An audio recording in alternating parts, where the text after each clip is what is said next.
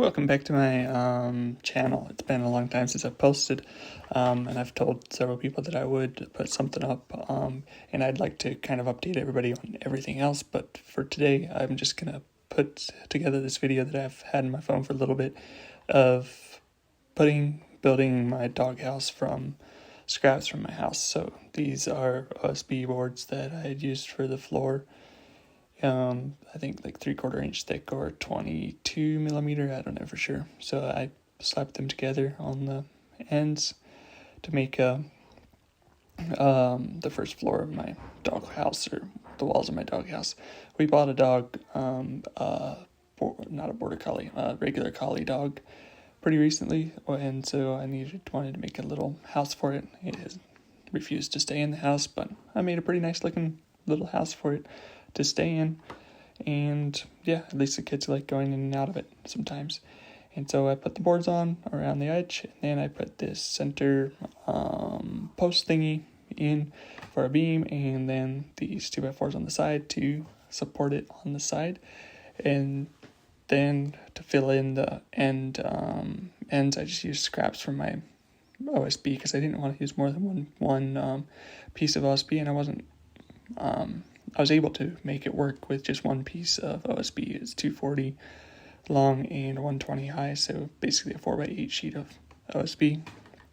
Worked great to make one whole doghouse, so my measurements worked out pretty good well, and the girls had to come out and make sure that I was doing it right and sit there and look at it, and then later they had a lot of fun going in and out of it. The dog came inspected too.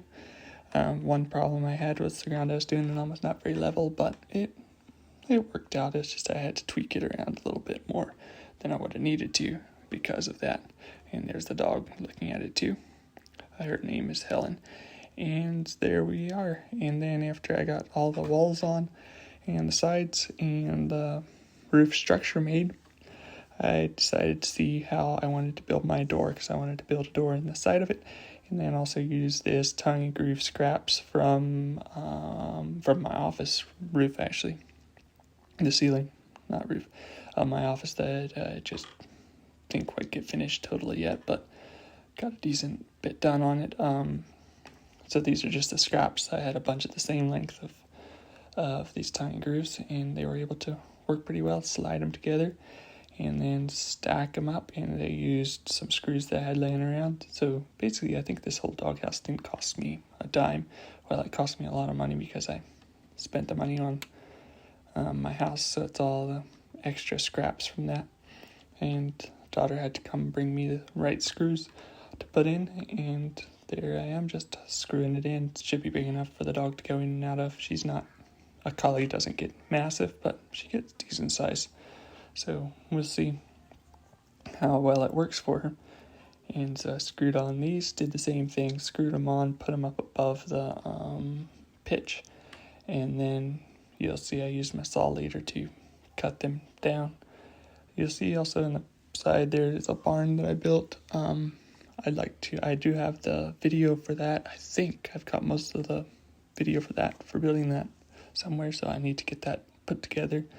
I tore down my old barn and built a new barn, and I've been working at putting concrete in it, and then, well, I was working at that, and now I'm waiting for the other side to dry out, so I can put concrete in the other side, so I've got half of it concrete, but so I'd like to kind of get it finished, and then put a video together of how we built that. The same guy that came and helped me frame my house came out and helped me get it put together, so that worked out rather nicely.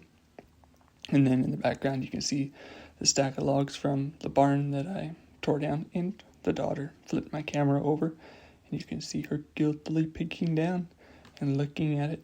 And I think that's why I missed the next part of my video of putting the tin on my roof.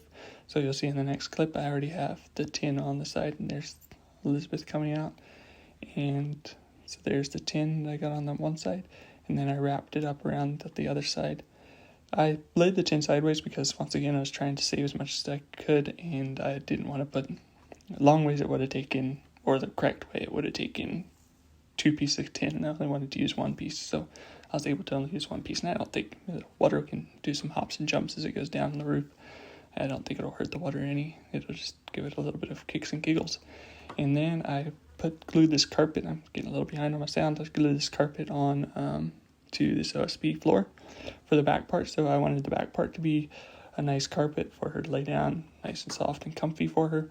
And then the front part to be hardwood floor because I had 3 hardwood floor scraps. And so it worked well with my scraps. So I glued the carpet on, and then I put the hardwood flooring on also. So you see there I'm screwing it on. This stuff is pretty expensive, but I didn't have any other real use for it.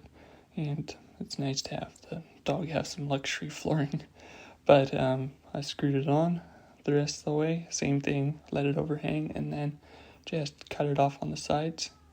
And then after I was done screwing it all together, which it didn't screw on very easy, as you can see.